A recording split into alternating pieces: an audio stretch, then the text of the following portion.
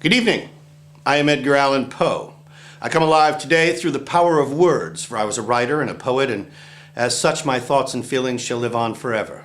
Oh, also because an acquaintance of mine got me this webcam. So, here then is one of my better-known short stories. It's everybody's favorite, so I'm just going to start with it. The Telltale Heart by me.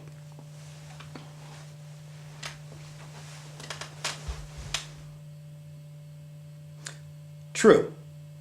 Nervous. Very dreadfully nervous. I had been and am. But why will you say that I'm mad? The disease had sharpened my senses, not destroyed, not dulled them. Above all was my sense of hearing acute. I heard all things in the heaven and in the earth, and I heard many things in hell. How then am I mad? Hearken and observe how healthily, how calmly I can tell you the whole story. It's impossible to say how first the idea entered my brain, but once conceived, it haunted me day and night. Object? There was none. Passion? There was none. I loved the old man. He had never wronged me, never given me insult. For his gold, I had no desire. I think it was his eye. Yes, it was this. One of his eyes resembled that of a vulture. A pale blue eye with a film over it. Whenever it fell upon me, my blood ran cold. And so, by degrees, very gradually, I made up my mind to take the life of the old man and thus rid myself of the eye forever. Now, this is the point. You fancy me mad. Madmen know nothing, but you should have seen me. You should have seen how wisely I proceeded. With what caution, with what foresight, with what dissimulation I went to work. I was never kinder to the old man than during the whole week before I killed him. And every night, about midnight, I turned the latch on his door and opened it, oh, so gently.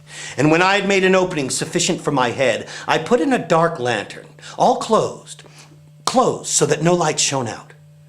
And then I thrust in my head. You would have laughed to see how cunningly I thrust it in. I moved it slowly, very, very slowly, so I might not disturb the old man's sleep. It took me an hour to place my head within that opening so far that I might see him as he lay upon his bed. Huh! Would a madman have been so wise as this?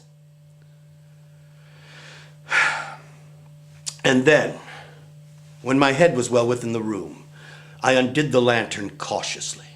Cautiously, oh, so cautiously. Cautiously, for the hinges creaked. I undid it just so much that a single thin ray fell upon the vulture eye. And this I did for 7 long nights. Every night, just at midnight. But I found the eye always closed. And so it was impossible for me to do my work, for it was not the old man who vexed me, but his evil eye. Oh, and every morning when the day broke, I went boldly into the chamber and spoke courageously to him, calling him by name in a hearty tone and inquiring how he had passed the night. So you see, he would have been a very profound old man indeed to suspect that every night, just at midnight, I looked upon him while he slept. Upon the 8th night, I was more than usually cautious in opening the door. A watch's minute hand moves more quickly than did mine. Never before that night had I felt the extent of my powers, of my sagacity. I could scarcely contain my feelings of triumph to think that there I was, opening his door, little by little, and he not even to dream of my secret deeds or thoughts. I fairly chuckled at the idea, and perhaps he heard me, for he moved on the bed suddenly as if started. Now, you may think that I drew back, but no. His room was as black as pitch with a thick darkness, for the shutters were close fastened through fear of robbers. And so I knew he could not see the opening of the door, and I kept pushing it on.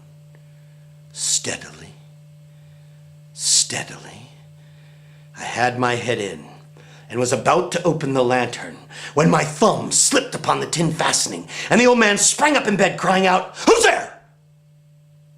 I kept quite still and said nothing. For a whole hour I did not move a muscle.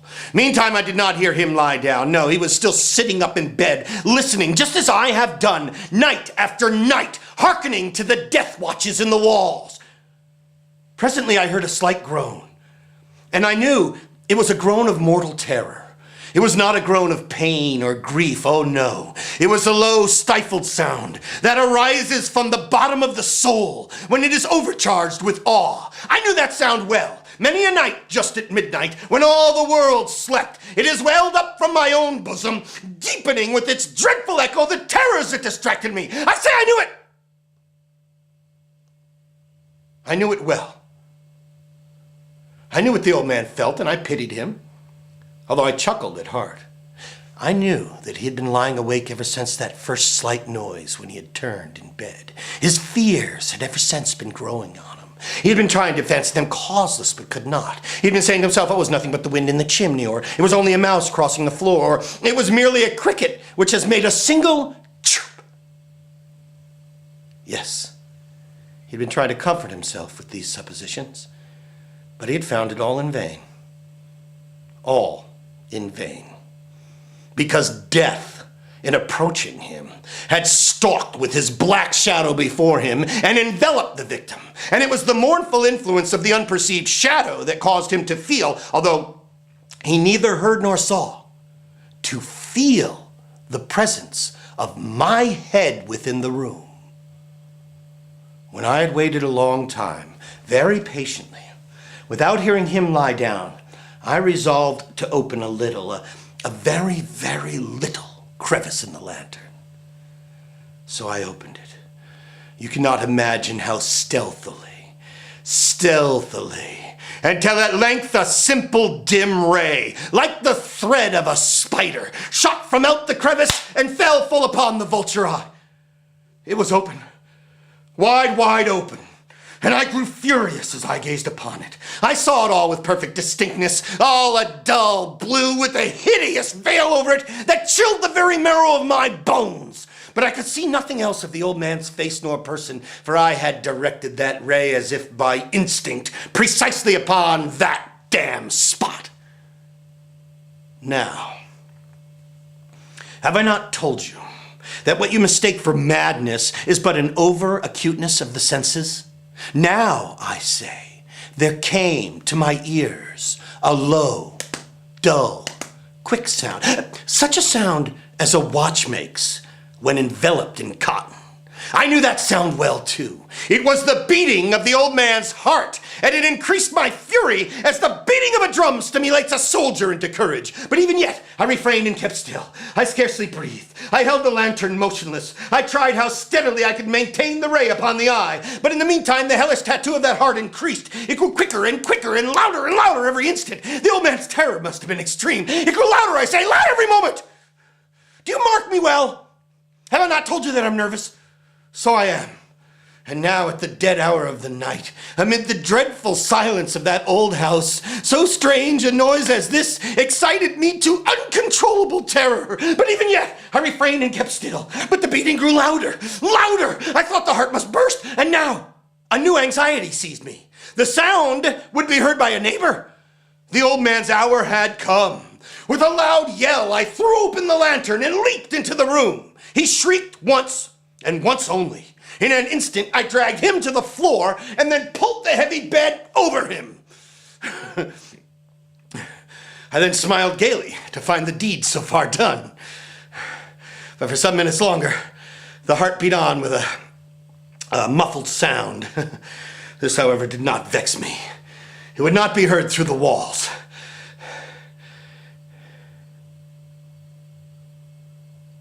At length it ceased.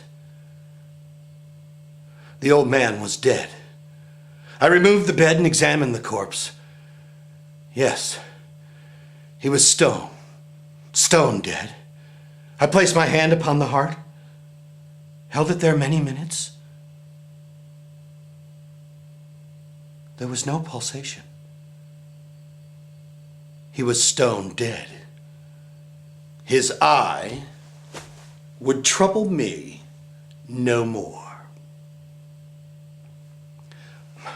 Now, if still you think me mad, you will think so no longer when I describe to you the wise precautions I took for the concealment of the body. The night waned, and I worked hastily, but in silence. First of all, I dismembered the corpse. I cut off the head and the arms and the legs. I then took up 3 planks from the flooring of the chamber and deposited all between the scantlings. I then replaced the boards so cleverly, so cunningly, that no human eye, not even his, could have detected anything wrong.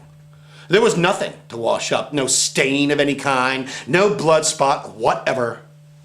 I'd been too wary for that. A tub had caught all. When I had made an end of these labors, it was 4 o'clock, still dark as midnight. As the bell sounded the hour, there came a knocking at the street door. I went down to open it with a light heart, for what had I now to fear? There entered 3 men, who introduced themselves with perfect suavity as officers of the police. A shriek had been heard during the night by a neighbor. Suspicion of foul play had been aroused, information had been lodged at the police office, and they, the officers, had been deputed to search the premises. I smiled, for what had I to fear? I bade the gentleman welcome. The shriek, I said, was my own in a dream. The old man I mentioned was absent in the country. I took my visitors all over the house. I bade them search well. And I led them at length to his chamber, showed them his treasures, secure, undisturbed. In the enthusiasm of my confidence, I brought chairs into the room and desired them here to rest from their fatigues, while I myself, in the wild audacity of my perfect triumph, placed my own seat upon the very spot beneath which reposed the corpse of the victim. The officers were satisfied. My manner had convinced them. I was singularly at ease. They sat, and while I answered cheerily, they chatted of familiar things, but ere long I felt myself getting pale and wished them gone. My head ached, and I fancied a ringing in my ears, but still they sat and still chatted. The ringing became more distinct. It continued and became more distinct. I talked more freely to get rid of the feeling, but it continued and gained definiteness until at length I found that the noise was not from within my ears. No doubt I now grew very pale, but I talked more fluently and with a heightened voice, and yet the sound increased. And what could I do? It was a low, dull, quick sound, much such a sound as a watch makes when enveloped in cotton.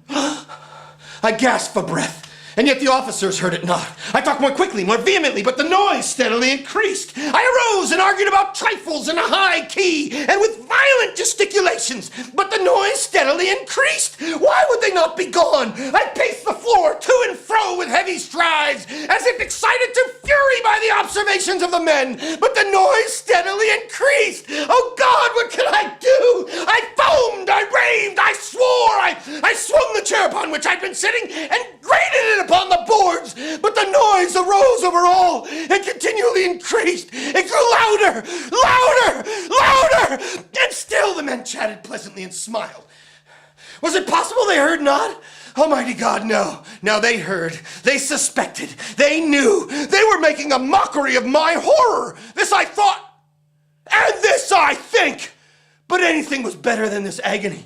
Anything was more tolerable than this derision. I could bear those hypocritical smiles no longer. I felt that I must scream or die. And now, again, hark! Louder, louder, louder, louder! Villains, I shrieked! Dissemble no more! I admit the deed! Tear up the planks! Here! It is the beating of his hideous heart!